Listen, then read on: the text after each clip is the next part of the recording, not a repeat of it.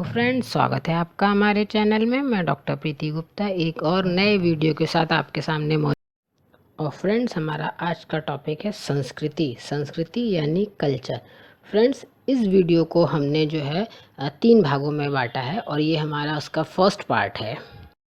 और संस्कृति के इस भाग में हम चर्चा करेंगे कि संस्कृति आखिर है क्या, यानी संस्कृति का अर्थ क्या है, उसका मीनिंग क्या है, उसकी डेफिनेशंस यानी परिभाषाएं क्या है। साथ ही साथ हम बात करेंगे संस्कृति की विशेषताओं की।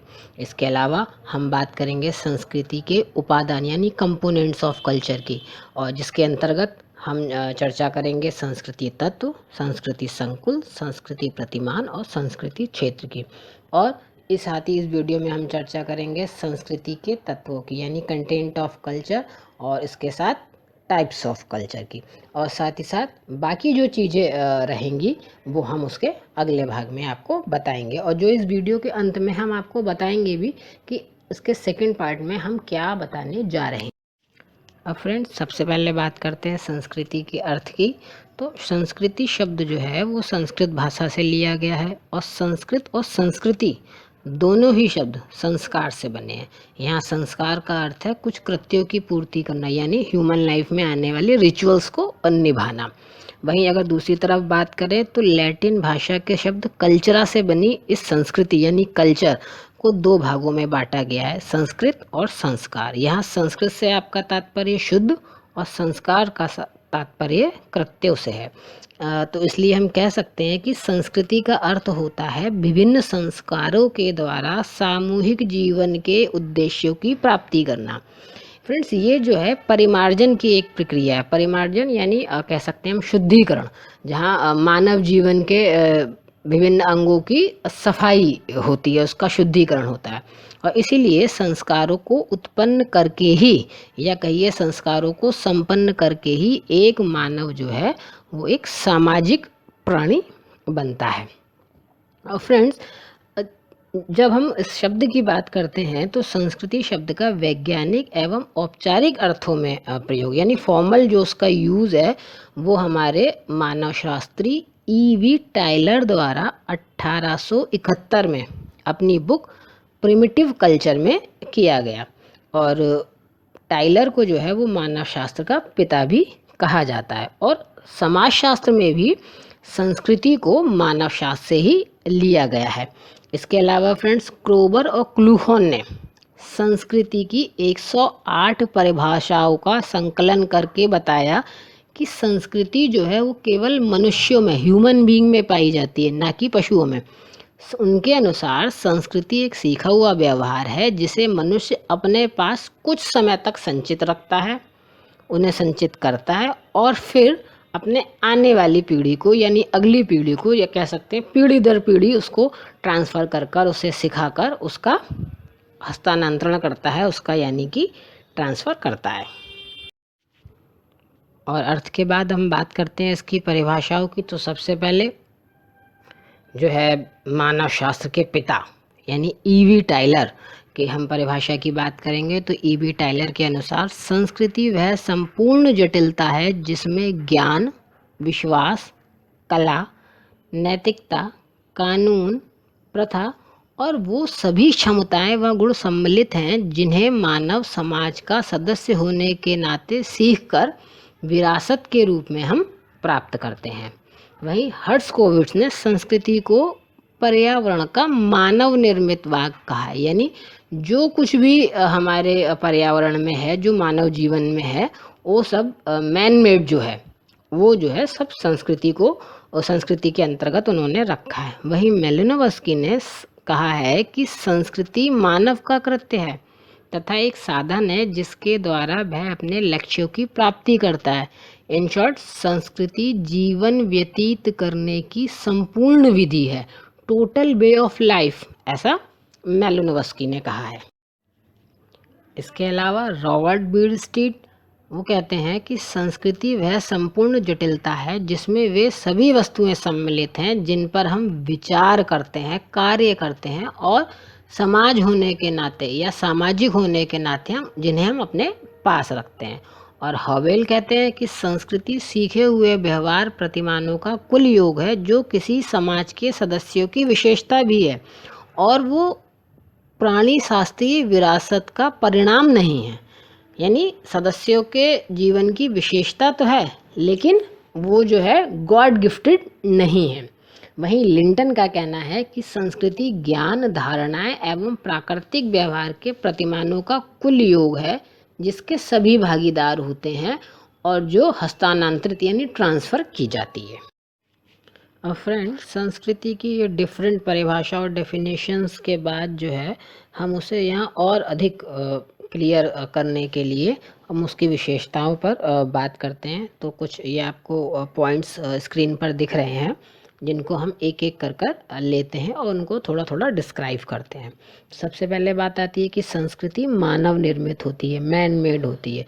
तो फ्रेंड्स, संस्कृति केवल मनुष्य समाज में ही पाई जाती है, क्योंकि मनुष्य में कुछ ऐसी मानसिक और शारीरिक विशेषताएं होती हैं जो उसे अन्य प्राणियों से भिन्न बनाती हैं, और इसी कारण वह संस्कृति को निर्मित एवं विकसित कर सकता है। और संस्कृति का धनी होने के कारण मीन्स कि उसके पास अपनी संस्कृति होने के कारण ही जो मनुष्य है वो अन्य प्राणियों से श्रेष्ठ कहलाता है, उनसे अच्छा कहलाता है, और वो अति प्राणी या कह सकते हैं सुपर ऑर्गेनिक कहलाने का अधिकारी भी होता है। इसलिए कहा जाता है कि संस्कृति जो है वो मानव निर्मित होती है। वहीं कहते हैं कि संस्कृति सीखी जाती है। इस संदर्भ में हॉवेल कहते हैं कि संस्कृति जो है सीखा हुआ व्यवहार है। संस्कृति मनुष्य को अपने माता पिता द्वारा उसी प्रकार वंशानुक्रमण में प्राप्त नहीं होती, माने बाय बर्थ नहीं मिलती, जिस प्रकार उसे अपनी बॉडी मिलती है। बॉडी स्ट्रक्चर एक बच्चे को जन्म के साथ ही मिलता है, उस तरीके से उसको कल्चर नहीं मिलता। संस्कृति जो है मानव के सीखे हुए व्यवहार प्रतिमान यानी जो बिहेवियर पैटर्न्स होता है उसका योग है। एक मनुष्य अपने जन्म के साथ किसी संस्कृति को लेकर पैदा नहीं होता, बल्कि वो जिस समाज में पैदा होता है उसकी संस्कृति को धीरे धीरे सामाजिकरण की प्रक्रिया के द्वारा सीखता है। और सीखने की क्षमता हालांकि केवल मनुष्यों में ही नहीं होती, बल्कि जानवरों में भी होती है, पशुओं में भी होती है। लेकिन जो पशु सीखते हैं, जो जानवर सीखते हैं, वो उनका जो व्यवहार सीखा हुआ होता है वो संस्कृति नहीं बन पाता, वो पीढ़ी दर पीढ़ी हस्तांतरित नहीं होता, वो प्रथाओं, परंपराओं, जनरीतियों में नहीं बदलता। इसीलिए कहते हैं कि संस्कृति केवल जो है मानव समाज में ही पाई जाती है। इसके बाद फ्रेंड्स तीसरा पॉइंट आता है कि संस्कृति पीढ़ी दर पीढ़ी हस्तांतरित की जाती है। संस्कृति चूँकि सीखी जा सकती है, इसीलिए ही नई पीढ़ी पुरानी पीढ़ी के द्वारा संस्कृति का ज्ञान प्राप्त करती है। यानी कि एक समूह से दूसरे समूह को, एक पीढ़ी से दूसरी पीढ़ी को संस्कृति जो है वो ट्रांसफ़र की जाती है। वहीं प्रत्येक समाज की एक विशिष्ट संस्कृति होती है, एक अपनी खास एक उसका कल्चर होता है, क्योंकि एक समाज का भौगोलिक और सामाजिक परिस्थिति दूसरे समाज से पूर्णतः भिन्न होती हैं, पूर्णतः डिफरेंट होती हैं, और प्रत्येक समाज में अपनी एक विशिष्ट संस्कृति पाई जाती है। वहीं उसी कारण से संभवतः संस्कृति में सामाजिक गुण जो है वो निहित होते हैं, क्योंकि संस्कृति किसी व्यक्ति विशेष की देन नहीं होती, बल्कि संस्कृति जो है वो संपूर्ण समाज की देन है, वो उस पूरे समाज से निर्मित होती है। किसी एक व्यक्ति के बनाने से वो जो है कोई नियम या परंपरा स्थापित नहीं होती है फ्रेंड्स, उसमें जो है पूरे समाज का या समूह का योगदान होता है, क्योंकि उसका जन्म और विकास समाज के कारण ही होता है, और समाज के अभाव में संस्कृति की आप कल्पना भी नहीं कर सकते। वहीं फ्रेंड्स इसका अगला विशेषता हम कह सकते हैं कि संस्कृति में सामाजिक गुण निहित होता है। ये हमने अभी डिस्कस किया। इसके बाद हम बात करते हैं कि संस्कृति समूहों के लिए आदर्श होती है, अर्थात एक समूह के लोग अपनी संस्कृति को अपना आदर्श मानते हैं, उसको बेस्ट मानते हैं, और वे उसके अनुसार अपने व्यवहारों एवं विचारों को भी ढालते हैं। यानी व्यक्ति जो है स्वयं को अपने समाज के, अपने समूह के कल्चर के हिसाब से एडजस्ट करता है। तो जब संस्कृतियों की तुलना की जाती है तो कोई भी व्यक्ति दूसरी संस्कृति से अपनी संस्कृति को आदर्श बताने का प्रयास करता है, उसकी अच्छाइयों का प्रयास करता है कि हमारे समाज में या हमारे समूह में या हमारे धर्म में, हमारे क्षेत्र में क्या विशेषताएं हैं, क्या अच्छाइयाँ हैं, वो व्यक्ति जो है दूसरे समूह या दूसरे संस्था को, दूसरे धर्म को बताना चाहता है। तो इस नाते ये कह सकते हैं कि संस्कृति जो है समूह के लिए आदर्श स्थिति वाली चीज़ होती है। और साथ ही फ्रेंड्स, संस्कृति की एक खास विशेषता है कि ये मानव की आवश्यकताओं की पूर्ति भी करती है। मानव की यानी मनुष्य की अनेक सामाजिक, शारीरिक और मानसिक आवश्यकताएं होती हैं और संभवतः उन्हीं की पूर्ति के लिए मनुष्य ने जो है वो संस्कृति का निर्माण किया है, यानी उनकी आवश्यकताओं के अनुरूप ही विभिन्न प्रकार की संस्कृति पाई जाती है। इसके साथ ही साथ फ्रेंड्स, संस्कृति में जो है वो अनुकूलन करने की यानी एडजस्टमेंट करने की क्षमता होती है, क्योंकि संस्कृति में समय, स्थान, समाज और परिस्थितियों के अनुरूप यानी सिचुएशन के हिसाब से खुद को उसके अनुरूप ढालने की क्षमता संस्कृति में होती है, क्योंकि परिवर्तनशीलता ही संस्कृति का गुण होता है। फ्रेंड्स, जो डिफरेंट भौगोलिक परिस्थितियाँ यानी जोग्राफिकल सिचुएशंस, एटमॉस्फेयर होता है, उसके अनुसार संस्कृति अपने आप को बदलती रहती है। आप देखोगे कि जो पहाड़ी भाग हैं, हिली एरिया है, इसके अलावा जो मैदानी भाग हैं या कहिए जो रेगिस्तानी एरिया है, उन सबको अगर आप देखेंगे तो अलग अलग तरह के क्लाइमेट में निवास करने वाले लोगों की जो है कल्चर भी अलग अलग पाया जाता है। वहाँ उनके रिचुअल्स, उनके रीति रिवाज, उनकी प्रथाएं, परंपराएं जो है वो अलग होती हैं। इसीलिए कह सकते हैं हम कि संस्कृति में जो है ना अपनी भौगोलिक परिस्थिति के अनुसार जो है वो एडजस्ट करने की या कहिए अपने आप में परिवर्तन करने की क्षमता होती है। इसके साथ ही संस्कृति में संतुलन एवं संगठन होता है, यानी संस्कृति का निर्माण जिन विभिन्न इकाइयों से मिलकर होता है ना, जैसे सांस्कृतिक इकाइयाँ जिन्हें हम सांस्कृतिक तत्व, संस्कृति संकुल, अभी हम इसी वीडियो में आगे जिन पर थोड़ा सा चर्चा करेंगे, तो इनको जो संस्कृति तत्व और संस्कृति संकुल यानी कल्चर कॉम्प्लेक्स कहते हैं, ये आपस में एक दूसरे से अलग नहीं होते, वहीं कहीं ना कहीं ये एक दूसरे से कनेक्टेड होते हैं। और जब ये सभी इकाइयाँ मिलकर संगठित रूप में एक व्यवस्था बनती हैं, तब ही संस्कृति का निर्माण होता है और ये समाज की, संस्कृति की व्यवस्था को बनाए भी रखती हैं। इसके अलावा फ्रेंड्स, संस्कृति जो है मानव व्यक्तित्व के निर्माण में मौलिक होती है, यानी बेसिक चीज़ होती है संस्कृति, जिससे एक मानव का व्यक्तित्व का निर्माण होता है। क्योंकि एक मनुष्य का पालन पोषण किसी सांस्कृतिक पर्यावरण में ही होता है। जन्म के बाद से बच्चा अपनी संस्कृति को सीखकर उसे आत्मसात करता है, उसे ग्रहण करता है, क्योंकि एक संस्कृति में पले हुए, बड़े हुए व्यक्ति का जो व्यक्तित्व है, इसकी जो पर्सनालिटी होती है, वो दूसरी संस्कृति के व्यक्ति से थोड़ी सी अलग होती है।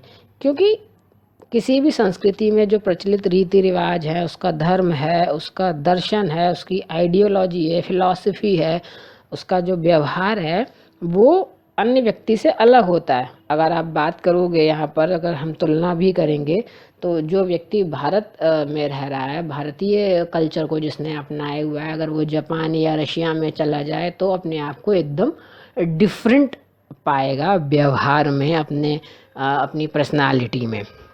वहीं फ्रेंड्स, हम कह सकते हैं कि संस्कृति जो है अधिवैयक्तिक एवं अधिसावयवी है। मीन्स ये सुपर इंडिविजुअल और सुपर ऑर्गेनिक है, क्योंकि क्रोवर ने संस्कृति की इन विशेषताओं का उल्लेख भी किया है।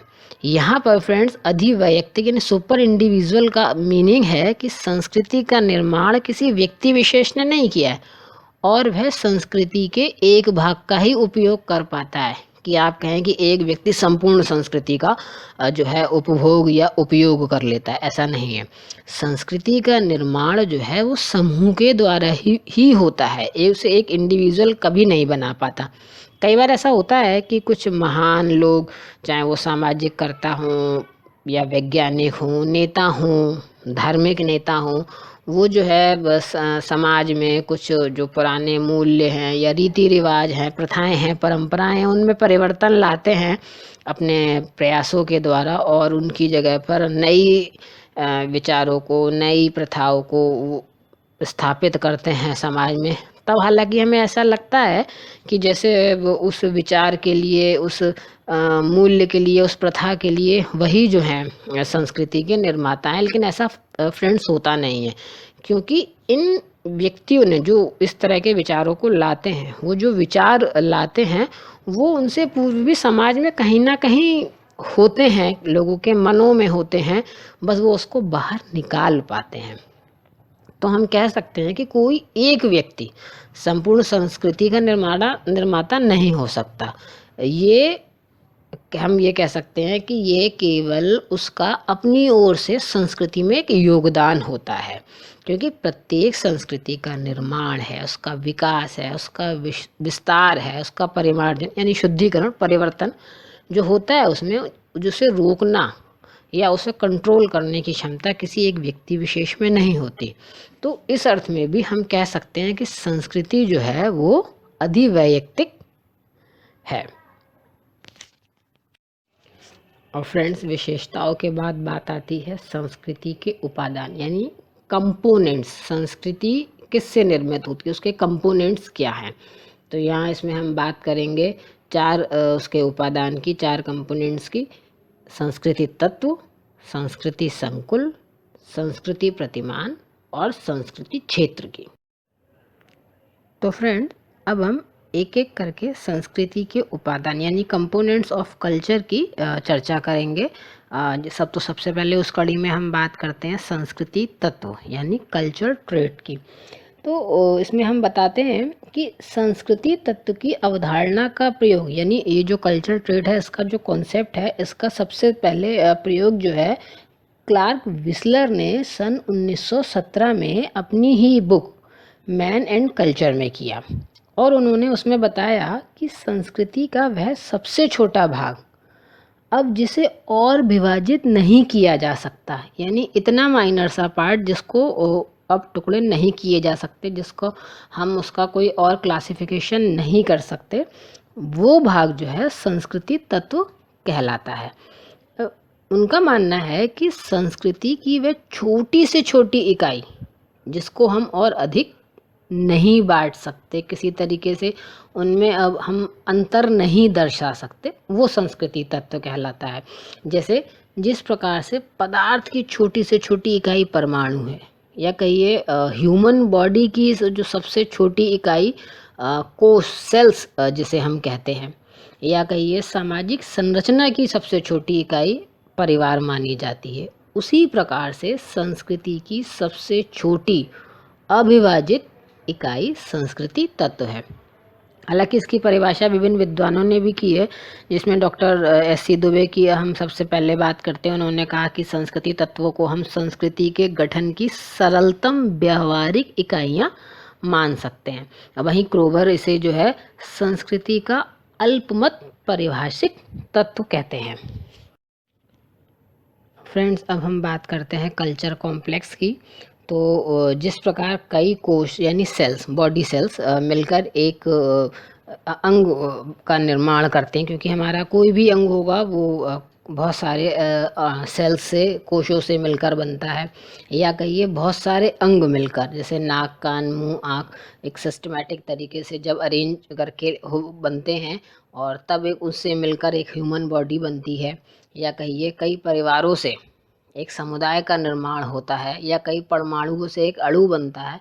उसी तरीके से कई सांस्कृतिक तत्वों से मिलकर एक संस्कृति संकुल बनता है, जिसे हम कल्चर कॉम्प्लेक्स कहते हैं।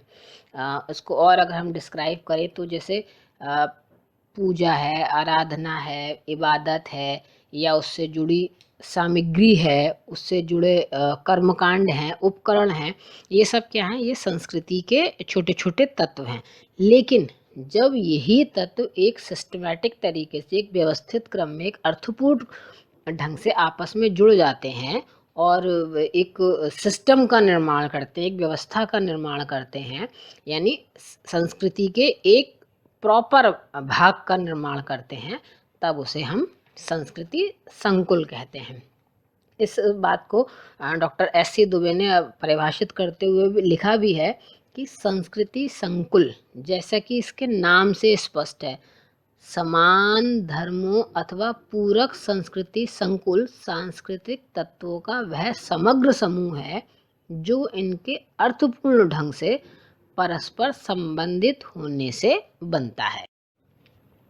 और इसके बाद बारी आती है संस्कृति प्रतिमान की, कल्चरल पैटर्न की। तो फ्रेंड्स, रूथ बेनेडिक्ट ने अपनी बुक पैटर्न्स ऑफ कल्चर में संस्कृति प्रतिमान की अवधारणा को विकसित किया।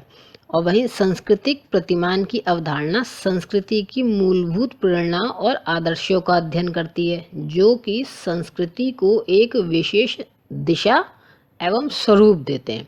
रूथ बेनेडिक्ट ने संस्कृति प्रतिमान की अवधारणा का उल्लेख 3 संस्कृतियों प्यूब्लो, डोबू और क्वाक्यूटल के अध्ययन के दौरान किया। उनके अनुसार एक संस्कृति प्रतिमान में सांस्कृतिक तत्व और संकुल एक विशेष प्रकार से व्यवस्थित होते हैं। जिस प्रकार से एक घड़ी, रेडियो, मकान जब हम बनता है तो इन सब की विभिन्न इकाइयाँ जो है एक निश्चित तरीके से सिस्टमैटिक तरीके से लगाई जाती हैं। उनका एक सीरियल होता है, उनका एक क्रम होता है, उनकी एक व्यवस्था होती है। उसी प्रकार से संस्कृति संकुल जब एक विशिष्ट ढंग से व्यवस्थित हो जाते हैं तो वे संस्कृति प्रतिमान यानी कल्चर पैटर्न का निर्माण करते हैं। और उसके बाद बात आती है कल्चर एरिया की, संस्कृति क्षेत्र की। तो फ्रेंड्स, इसका सबसे पहले यूज़ जो है क्लार्क विस्लर ने ही अमेरिकन इंडियंस लोगों की संस्कृतियों के अध्ययन के दौरान किया था। उनका मानना था कि प्रत्येक संस्कृति का एक सांस्कृतिक क्षेत्र होता है। दूसरे शब्दों में कहें तो किसी संस्कृति तत्व या संकुल का प्रसार जहाँ तक होता है उसे ही उस क्षेत्र को जो है संस्कृति क्षेत्र कहा जाता है। माने संस्कृति तत्व और संकुल मिलकर जहाँ तक अपनी पहुँच बना पाते हैं, उस जहाँ तक उसका प्रचार प्रसार होता है, तो उस एरिया को ही जो है वो हम संस्कृति क्षेत्र कहते हैं। विस्लर और क्रोवर ने अमेरिका के आदिवासियों के क्षेत्रों को 15 स्वतंत्र सांस्कृतिक क्षेत्रों में विभाजित किया। तो वहीं हर्शकोविट्ज ने अफ्रीका को 9 संस्कृति क्षेत्रों में बांटा। इस संदर्भ में एस.सी. दुबे भी कहते हैं कि कतिपय संस्कृति तत्व या सांस्कृतिक संकुल एक विशेष भौगोलिक क्षेत्र में फैलकर संस्कृति क्षेत्र का निर्माण करते हैं। और फ्रेंड्स, इसके बाद हम बात करते हैं संस्कृति के तत्वों की यानी कंटेंट्स ऑफ कल्चर की। तो फ्रेंड्स, किम्बल यंग का यहाँ मानना है कि संस्कृति का निचोड़ जो है वो मनोवैज्ञानिक है। उसका स्थायी रहना और कार्य करना मानव विचार और क्रिया पर निर्भर करता है। वहीं लिंटन ने संस्कृति को 3 भागों में विभाजित किया। संस्कृति को यानी मैंने संस्कृति के तत्वों को, कंटेंट्स को, उसको 3 भागों में विभाजित किया। वो है मौलिक सर्वमान्य तत्व, वैकल्पिक तत्व और विशिष्ट तत्व। यहाँ मौलिक सर्वमान्य तत्व यानी एक अल्टरनेटिव जो कंटेंट है, उससे लिंटन का अर्थ है कि संस्कृति के उन गुणों या विशेषताओं से है जिनको सामान्य रूप से सर्वसाधारण स्वीकार करते हैं और जो समाज में आवश्यक है, जैसे कि राज्य के नियम या उसकी कार्यप्रणालियाँ। तो ये यूनिवर्सल जो है फैक्ट्स हैं या कहिए यूनिवर्सल कंटेंट है। वहीं वैकल्पिक तत्वों की अगर हम बात करें, अल्टरनेटिव कंटेंट्स की बात करें, तो ये वे क्रियाएं हैं जिनमें व्यक्तियों को चुनाव का अधिकार है। फॉर एग्जाम्पल, वैकल्पिक तत्व यानी अल्टरनेटिव कंटेंट जो है एक ही समाज के अंदर विभिन्न वर्गों की आवश्यकताओं पर ही भी आश्रित रहते हैं। और संस्कृति के तीसरे पक्ष में आते हैं विशिष्ट तत्व यानी उनकी स्पेशलिटीज़। ये जो हैं ये कुछ कार्यों को या व्यवसाय को विशिष्ट विशेषताओं के अंतर्गत रखते हैं। फॉर एग्जाम्पल, जैसे डॉक्टर, फिजिशियन, तो इनके पास जो है अपना एक विशेष ज्ञान होता है, एक विशेष कार्य क्षमता होती है। इसके साथ ही साथ इनके पास एक अपनी एक व्यावसायिक भाषा, एक प्रोफेशनल वोकैब्युलरी होती है। इसकी अपनी एक वैल्यू सिस्टम होता है, एक मूल्य पद्धति होती है जिसके आधार पर वो अन्य प्रोफेशंस लाइक चाहे वो मिनिस्टर हो, लॉयर हो, इंजीनियर हो, उनसे अलग किया जा सकता है। अब वहीं बीर स्टीड ने संस्कृति के 3 भाग बताए हैं, या कहिए 3 तत्व बताए हैं: विचार, व्यवहार आदर्श और भौतिक पदार्थ। इनमें से विचार और जो है आदर्श व्यवहार जो है, दोनों ही अभौतिक संस्कृति के अंग हैं। लेकिन इन दोनों में हम यहाँ इसलिए अंतर करते हैं, इसलिए भेद करते हैं, क्योंकि ये अलग अलग कार्य करते हैं। तो सबसे पहले हम बात करते हैं विचार की, आइडियाज़ की। इसमें यदि किसी समाज के लोगों के भौतिक पदार्थों को गिनना असंभव है, माने सोसाइटी में जितनी भी भौतिक चीज़ों का यूज़ होता है, अगर जैसे उनको गिनना असंभव है, तो उसी प्रकार उनके विचारों को गिनना भी लगभग असंभव ही है। कि मनुष्य और समाजों के पास सही और मिथ्या दोनों प्रकार के विचार होते हैं, कुछ सही होते हैं, कुछ गलत होते हैं। और जो विचार एक समाज में सही होता है, हो सकता है वही दूसरे समाज में मिथ्या भी हो। समाजशास्त्री विचारों की सत्यता या उनका मिथ्या होने में रुचि नहीं रखते, लेकिन इस सत्य में कुछ विचार प्रत्येक समाज में प्रचलित अवश्य होते हैं, जो कि वहाँ के लोगों के रहन सहन के विशिष्ट ढंग को निश्चित करते हैं। भाई दूसरी बात आती है आदर्श व्यवहार की, यानी नॉर्म्स की। तो यहाँ इससे हमारा तात्पर्य सोचने के ढंग से नहीं है जो विचार में था, यहाँ हमारा तात्पर्य उस सोचने के ढंग से नहीं है, बल्कि करने के ढंग से है कि हम क्या करते हैं।